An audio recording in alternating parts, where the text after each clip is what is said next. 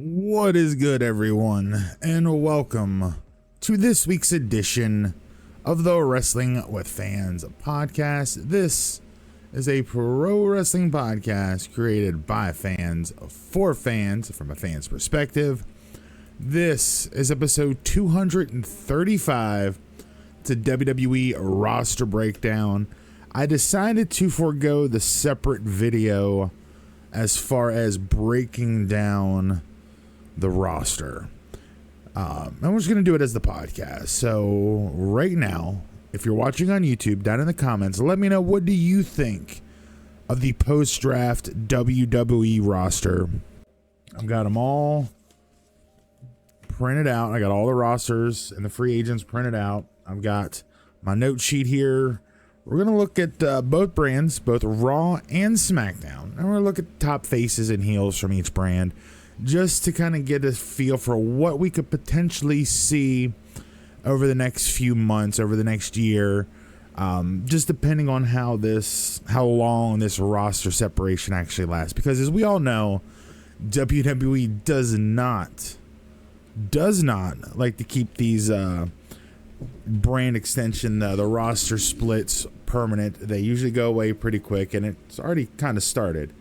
But before we dive into that, let me just take a quick pause here to plug our social medias. Then we're going to dive right into the Monday Night Raw roster. Let me just interrupt myself here for a quick moment.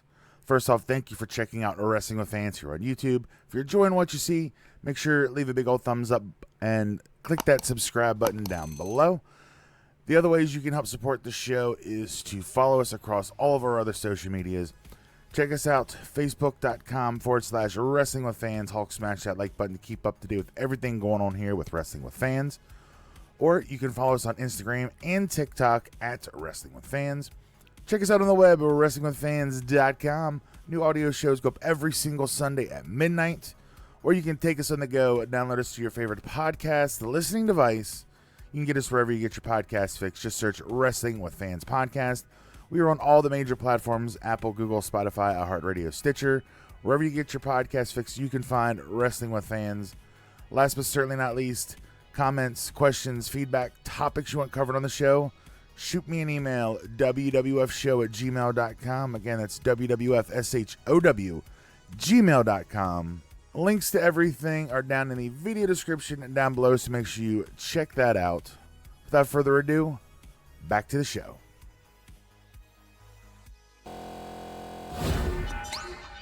And we are right back in here. I said this on last week's show, and I want to do something here. I want to show you guys something cool. So let me do, where you at here? You're here. Let's bump this over here like this. And then let's see how this works. Myself here for a quick moment. I'm wearing the exact same shirt, my OC shirt, repping YouTube because AJ Styles. What you see, I recorded this video last fall, and you can just see that subscribe button down below. The amount of weight. I'm down 91 pounds since December 22nd, since my gastric sleeve. I had a gastrectomy, a gastric sleeve. The surgeon went in. He removed about 80% of my stomach. I had like a little banana sized and shaped pouch left, took my gallbladder out, and yeah, since then I've lost 91 pounds. I started in December at 387. I'm now down to 296. So yeah, like I said last week, I need to re-record this commercial, but I thought it was a cool side-by-side comparison to show the two off, just how much of a difference this last 5 months have made. We'll come back in here live to the program. So let's dive into Monday Night Raw. Let's talk Monday Night Raw. Now, they have a pretty big roster. This is the men's and the women's, the Raw roster. But looking at it, there's a glaring thing here to look at. Let's start with the baby face. The baby faces on Raw. I've got a top 5 baby faces for Raw. Obviously Cody Rhodes, even though he's out of the World Heavyweight Championship tournament, but I'd say Cody Rhodes is probably the top baby face on Monday Night Raw. I mean, it's pretty glaring. Then I have Seth Rollins, who, if they, who my prediction is to win the World Heavyweight Championship. I think it'd be a good first World Heavyweight Championship with the introduction of the belt. But after those two, there's not a lot of depth at babyface on Raw. You have Drew McIntyre, who, if you listen to all of the those wonderful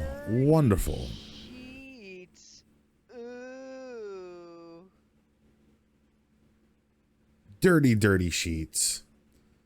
His contract's coming up later this year, and again, if you believe that rumor and innuendo that Drew's not looking to resign, like he wants significantly more money. So we don't really know where Drew stands right now, but of all the other baby faces, he's probably number 3. And then behind them, I got Matt Riddle and Shinsuke Nakamura. That is the real depth of, like, I don't want to say top, but, of baby faces. I mean, you got other guys on there that, depending on, I don't know how they're going to fall. JD McDonough, you have Riddick Moss, Randy Orton's out there, but we don't know when Randy Orton will come back. He can either go babyface or heel, so he's kind of a wild card. And of course, you have KO and Sammy. They're a tag team, but as far as singles, I'm not going to count them in there. There's not a lot of real big babyface depth, which is fine if you're going to have a babyface champion. But then let's go over to the heel side. Now, for me, the top heel on Raw is Dominic Mysterio. He gets the most heat of anybody. And then you can also lump in, Damian Priest and Finn Balor, but I really wouldn't consider them top tier. But then you have Gunther, your Intercontinental Champion, which is, he might be your highest ranking heel that you have over on Monday Night Raw. And then The Miz, who you can kind of insert where and whenever you need him. And then Bronson Reed. And again, there's not a lot of depth over there. I mean, I'll get into tag teams, so you can have tag teams kind of do singles matches here and there, but, I don't know. I mean, you have Jinder Mahal. I didn't list him in my top 5. Of course, you have the male models. You got Bobby Roode, who's out hurt. Hopefully he can make a return. I'm sure he'll come back as a babyface. Tommaso Ciampa's out there. We don't know what his status is as far as his injury. Then you have like Odyssey Jones, which again, they don't know what we're going to do with him. And then Apollo Crews and Akira Tozawa. As far as other singles on Raw, like WWE post-draft, I think of all years, and I say this every year, WWE is not in the business of making stars. They are in the business of promoting the brand. It's brand above all. And I think the further we get into this whole brand above individuals, the harder it is to really create stars. I mean, of the names I just listed of the top, 10 or so on Monday Night Raw, you really only have 3 people you can consider like top guys, like megastars: Cody, Seth, and Drew McIntyre. And even he's kind of on the fence. But let's dive into the free agents, because they can kind of show up on any brand. I mean, you have Brock Lesnar. Obviously, he's in a program with Cody, so he's going to be appearing on Raw for the foreseeable future. And then other than that, I mean, Cena, you can kind of plug Cena in maybe once, twice a year at most. Cena's not going to come back full time. And if he does, they're probably going to put him on Raw to boost ratings, because you have the whole bloodline over on SmackDown, which we'll get into later. Logan Paul's out there. He's going to be a heel more than likely. I mean, they could bring him back in as a face depending on who they want to program him with. I mean, for heels, for Seth and Cody and Drew to feud with, I mean, we got Brock, obviously, but then you got Baron Corbin, Dolph Ziggler, Mustafa Ali, Omos, Shelton Benjamin, Von Wagner, Zion Quinn, Eric Young, Elias. There's not a lot of depth. Cedric Alexander's out there too. So you have like the entire Hurt Business, the remnants of the Hurt Business. There's not a lot of depth in the free agents. Like, I don't know what, they're going to do on Raw after they burn through a couple of these feuds. I mean, they're going to have to take some of these, I don't want to say lower, but the not as high profile, your utility workers, they're going to need to elevate them. I mean, Dom gets the most heat of anybody within WWE, and he's not he's not a seasoned wrestler. He's still pretty green, I feel, in my opinion. He's great at what he does, but are you going to expect Dom to go out there and have a 5-star classic with Seth or Cody? Like, no, you're not going to get that. Could they carry him to a good match? Yes, they could. But, I mean, you have 2 top faces and not a lot of top heels for them to work with. And, again, we'll get to why this is important later when we talk about SmackDown. But moving over to the women, it's even weaker. I mean, they have a pretty good-sized women's roster. But as far as baby faces, there's really only one top baby face right now, and that's Becky Lynch. Alexa Bliss hasn't been on TV for a while. Nobody knows what's up with Alexa Bliss. For babyface, it's really all I have as far as like top baby faces. And the heels is just as weak. You got Rhea Ripley, who's your SmackDown Women's Champion, and Trish Stratus, who's a Hall of Famer, legacy character, who's not going to be around all year. She'll stick around until the feud with Becky's over, presumably, whether that be Night of Champions or SummerSlam. They're really weak at the top for the women. Now, they have a deep roster because, again, Alexa Bliss, Candice LeRae and Indy Hartwell, they kind of reunited the way, which I think is nice. Carmella is going to be gone for the next year. Congratulations, Carmella and Corey Graves, on announcing your pregnancy. Very happy for you both. Of course, as some of you know, my wife is expecting, due at the end of July. Then you have Chelsea Green, which I love Chelsea, don't get me wrong, but they're kind of using her in a comedy gimmick with Sonya Deville right now. Dana Brooke, which Corey Graves buried her on Raw this past week. Low IQ. And people aren't going to take Dana Brooke seriously. Emma, Emma and Riddick Moss are kind of in a thing right now. So, again, they're, down the list. Katana Chance and Kaden Carter, they're a tag team. I love them both. I think they're awesome. But, again, they're a tag team. You have Liv and Raquel, your women's tag team champions. So there you take 2 of your top singles performers away. Raquel, former NXT women's champion, Liv, former SmackDown women's champion. They're in a tag team. So they're going to be feuding with tag team women. Luckily, there's a lot of tag team women on Raw. And then you go to Nikki Cross and Piper Niven, who, don't get me wrong, I love both of them. But again, Nikki ASH character kind of ruined Nikki Cross for me, and it's going to take a lot to rebuild her where I can even take her seriously. I love Piper Niven. I thought she was amazing in NXT UK. But again, they really haven't done much with her because of Doudrop, so they've really got to rehab her character. Got Ronda and Shayna. Ronda you can always plug in, but she's technically right now falling under tag team. But if you need, a top heel to face like a Becky Lynch for something, you can plug Ronda in there. Shayna as well. We talked about Sonya. You got Tegan Nox. I like Tegan Nox. I thought she was great in NXT. But again, they really haven't done much with her. She was in a short-lived team with Liv there for a cup of coffee. Xia Li, which I think if used right, could be very beneficial to the Raw roster. Zoe Stark, who we saw her debut on Raw. I think Zoe Stark has potential. I didn't list her in my top because, again, she just had her debut. But I think with the right story and push, talk about my push, you could really get something out of Zoe Stark. A lot of people are very high on Zoe Stark. I'm one of them. I loved her in NXT.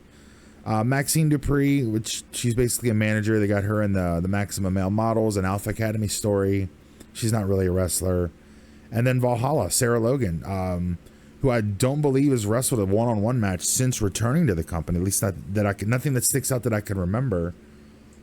So, the women on Raw, there's a deep roster, but again, outside of Becky, Rhea, and Trish, there's no star power. There's no big names that stick out. You could throw a Candice in a title match against Rhea, who's going to get squashed. Of all the women I just listed, Ronda and Shayna, Raquel, you could break off, do a singles run, and then maybe Piper Niven would be the only ones I think you could put in with Rhea, where you could have a potential realistic opportunity where you could maybe buy Rhea losing. But again, there's nobody on Raw besides really Becky Lynch that's going to be around that I could see dethroning in Rhea, which is fine. But again, you don't have a lot of strong opponents for Rhea Ripley. You don't have a lot of strong baby faces. Like, they're going to really have to build up some of these women to make it believable. I thought they did a pretty good job with Zelina Vega leading into Backlash. I mean, nobody really thought Zelina Vega had a shot, but, you know, in the last 2 weeks before Backlash and even at the show itself, like, they structured the story and the match to say, maybe she does have a chance here. Like, could we see something?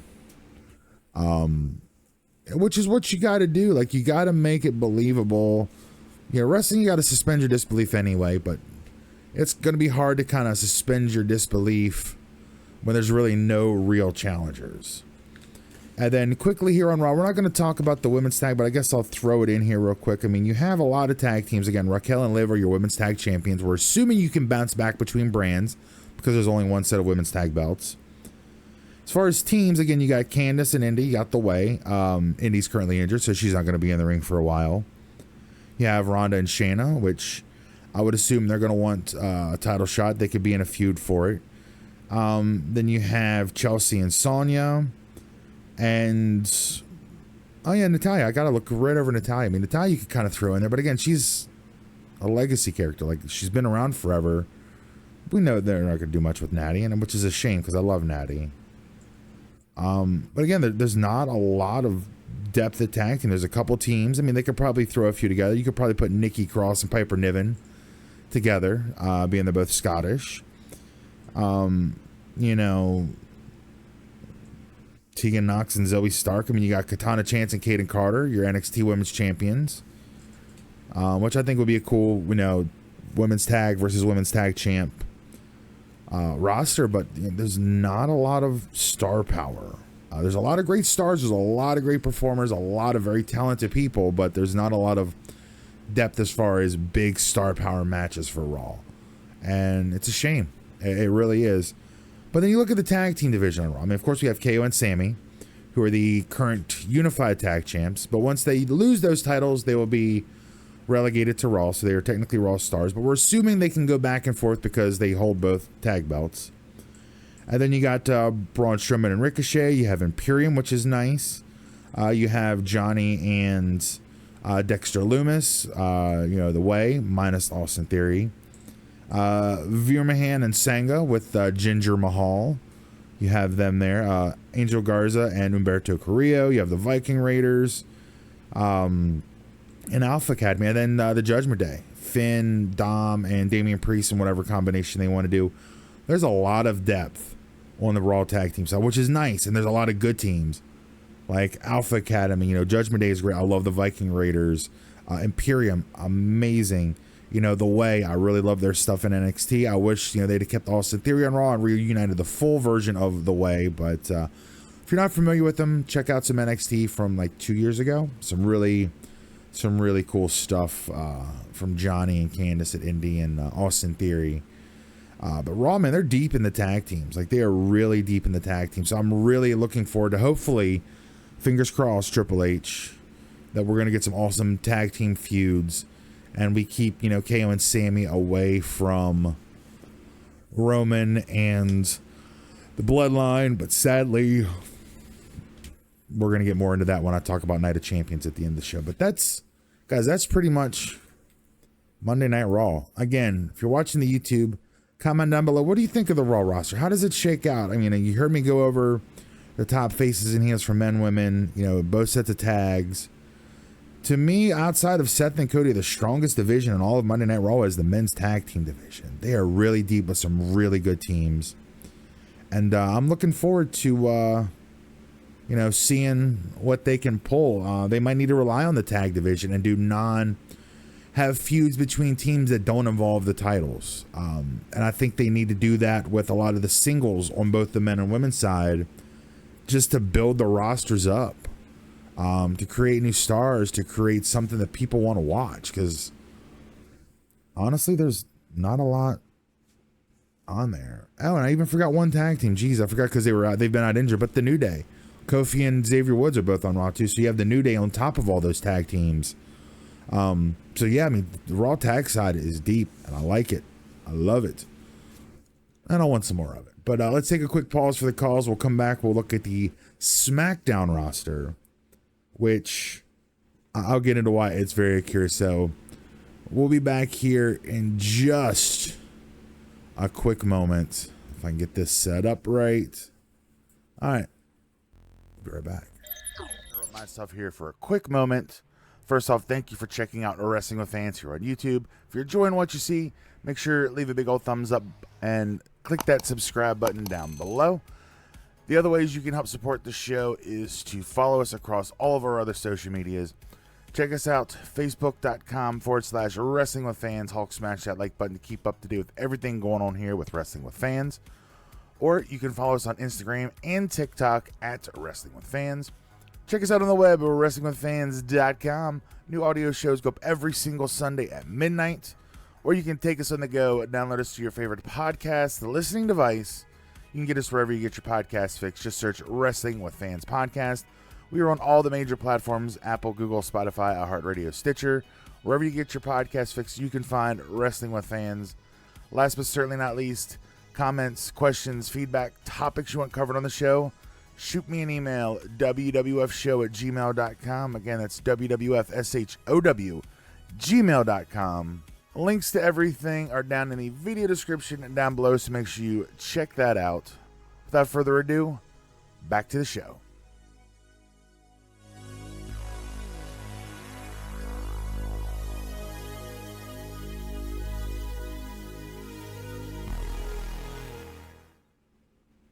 All right, coming back in here, guys. Let's look at the Friday Night SmackDown roster. Now, again, the free agent list that I went over, I'm not going to really include it much in here, but we talked about it during Raw, so we'll put the free agent roster to the side. And you can see there's a lot less names, so the print's a lot bigger. SmackDown has a babyface problem. I'm going to just lead off. I'm going to just jump right into that. SmackDown has a babyface problem. Because on the heel side, of course, you have your tribal chief.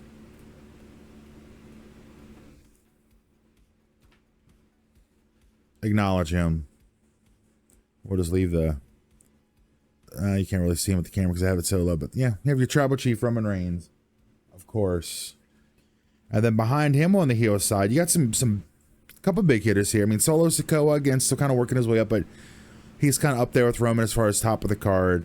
And then you have AJ Styles, who's, again, going to be fighting for the Raw WWF World Heavyweight Championship at Night of Champions. We'll touch on that here in a bit.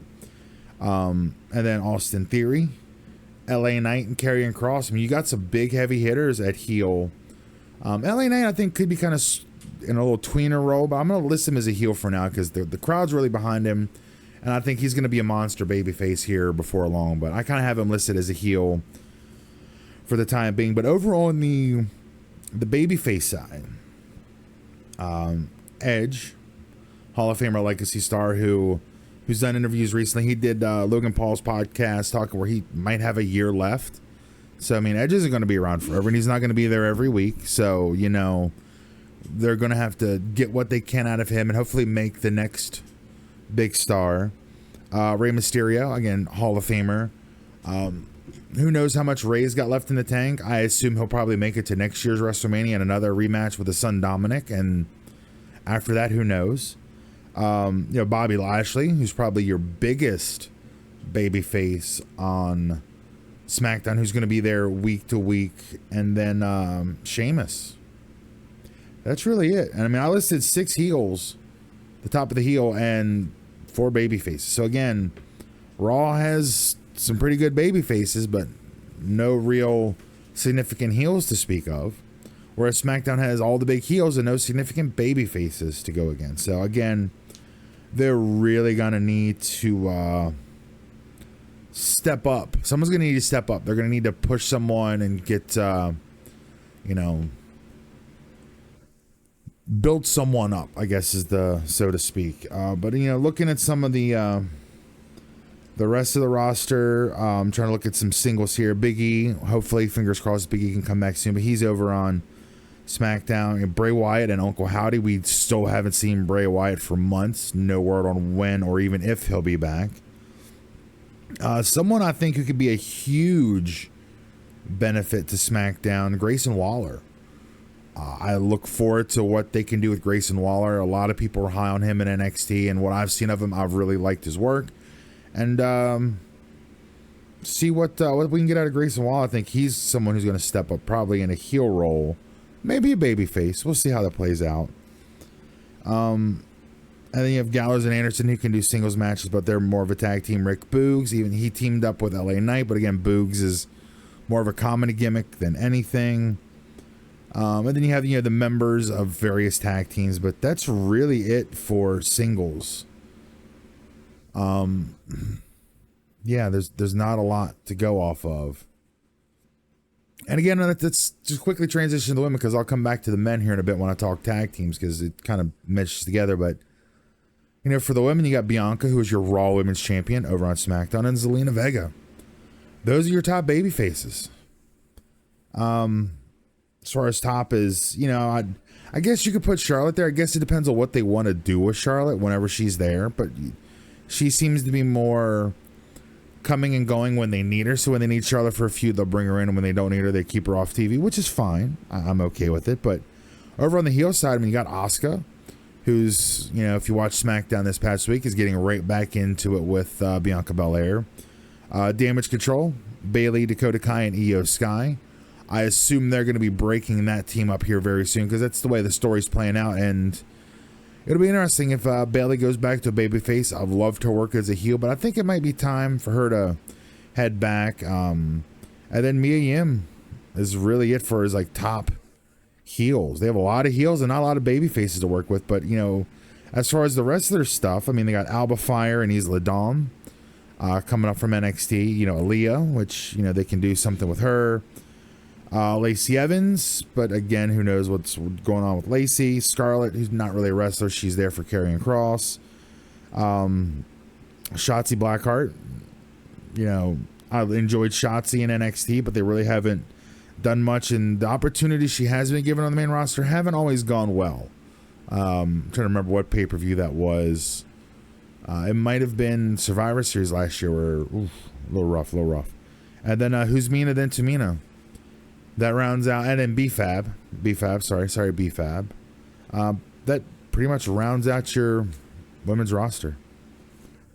There's not a lot to go off of. They have a lot of heels and two real babyfaces. So if you want to elevate one of your heels to set up something with Bianca Belair, the only person they really have to work with is Zelina Vega. Aaliyah's a babyface, I guess, and Shotzi's a babyface, but as far as someone that can help elevate them, they don't really have that. So they just have to plug and play right into a feud with Bianca, which seems to be the MO in the last decade for WWE. And then when you look at the tag teams, guys, you get the OC, the Good Brothers, Street Profits, Latino World Order, several combinations you can make out of that. Of course, the Usos, the Brawling Brutes, and Hit Row. They don't have a lot of depth as far as men's tag teams. But they do have some heavy hitters. The Profits, the Usos, OC, the Good Brothers, Brawling Brutes. They're stacked at the top, and then you can make 2 or 3 different pairings out of the LWO, and then a couple pairings out of Hit Row. That's really it. Of course, they have the smaller roster because they're only a 2-hour program, whereas, of course, Raw is a 3-hour program. But again, there's not a lot of depth past the top in the men's tag division. For the women's tag division, you have Alba Fire and Isla Dawn, and then you have Damage Control. That's the only tag teams you got. You could pair Zelina up with someone, maybe like an Aaliyah or Shotzi and Asuka. I don't know. There's not a lot to. I'm feeling these Raw tag, the women's tag titles are going to stay on Raw for the foreseeable future, unless they want to do something with Alba fired Isla Dawn, but that's the roster, guys. I mean, again, if you're watching YouTube, comment down below. If you're listening to the audio version, you can email wwfshow@gmail.com or head over to the Facebook page and comment on the podcast post. Let me know what you think of the roster. Which roster? Let me know some potential matchups. Maybe I'll do something next week to kind of fill some time until we get to Night of Champions, which, speaking of Night of Champions, and of course I can't get the music to play when I want it to. There we go. Let's talk Night of Champions, or as I call it, Dirty Saudi Blood Money 6, I think. It might be 6 or 7. I gotta do a little research, figure out how that works. But it is from the Jeddah Superdome at Jeddah, Saudi Arabia, a mere 2 weeks away, May 27th. So Memorial Day weekend, the WWE is traveling to the Kingdom of Saudi Arabia for Night of Champions. Now, right now, there are currently 3 matches announced. We have Cody and Brock. If you watched Raw this week, I won't rehash it too much, but actually, let's start with the World Title Tournament. So let's just jump back a second, and which will all lead into talk of what we know about Night of Champions. So on Raw, they had 2 triple threat matches where the winners faced off, and the winner of that singles match is going to Saudi Arabia. So you had first up, you had Damian Priest, Seth Franklin Rollins, as Jim Cornette likes to say, motherfucker, and Shinsuke Nakamura. Pretty good match. Seth won that in 13.5 minutes, and then not long after, we have Cody Rhodes, Finn Balor, and The Miz. That match goes 9.5 minutes. Cody was on the verge of winning, and then Brock Lesnar comes out, attacks Cody, beats him down good, and then cuts a promo on him. Finn Balor picks up the win, goes on to face Seth freaking Rollins in the main event. So again, early on in Raw, this leads to some stuff we're going to see at Night of Champions. So of course, we're going to get Cody and Brock in another match, and a rematch from Backlash. And then for the main event of Raw, Seth Rollins beat Finn in about 13.5 minutes. So Seth goes on to Dirty Saudi Blood Money to fight for the World Heavyweight Championship. And then because of reasons, we had 6 SmackDown Superstars. Now, I talked about this briefly last week, but apparently rumor and innuendo is that due to the NBA and NHL playoffs, WWE wanted to stack SmackDown with some big matches. So the 2 triple threats on SmackDown were AJ Styles, Edge, or Rey Mysterio.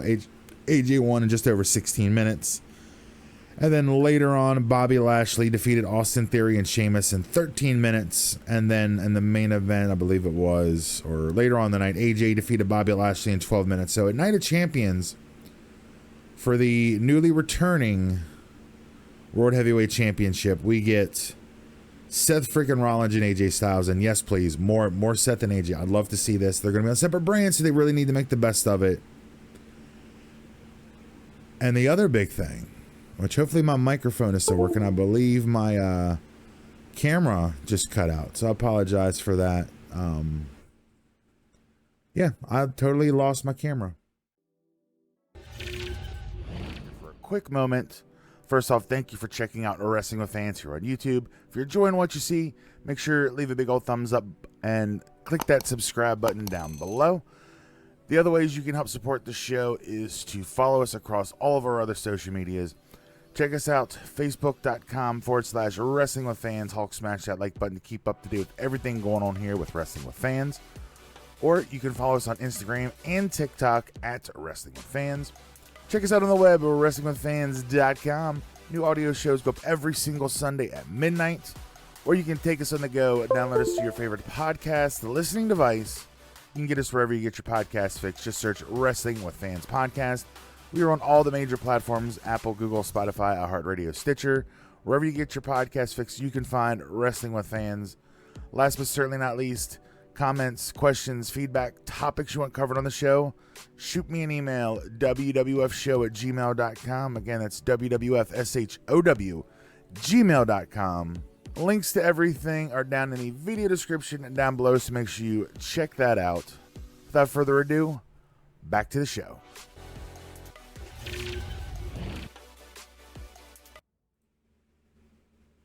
All right, guys. Sorry about the technical difficulties there. I had, just had my the cell phone that I use again died on me there, so I had to call a quick audible. So I tried to get my other phone, my actual phone, as I use an old phone. My old iPhone XS Max is my camera. That didn't quite work out, so hopefully there may be a little bit of awkward silence in there, but we got everything that we need. So yeah, the rosters again. If you made it this far, thank you so much. Just make sure you comment below on the YouTube video. Let me know what you think of the roster breakdown, some potential matchups you wouldn't mind seeing on Raw and SmackDown. Or if you're an audio listener, down in the show notes, just click on the Facebook link and post on the post of the podcast. Let me know what you think. But next week, we'll update on any developments for Dirty Saudi Blood Money 6. We'll see if they keep the roster split as is, or if they put Seth and AJ on the same show leading into Night of Champions, which would not surprise me if they do something like that. But hopefully they keep these rosters separated. But again, thanks to everyone who downloaded last week's show. Thank you to everybody who checked it out on YouTube. Had one of my best view numbers for YouTube video in a while. So thank you all for that. But without further ado, that's going to end the show. Thank you all for watching. Thank you all for listening.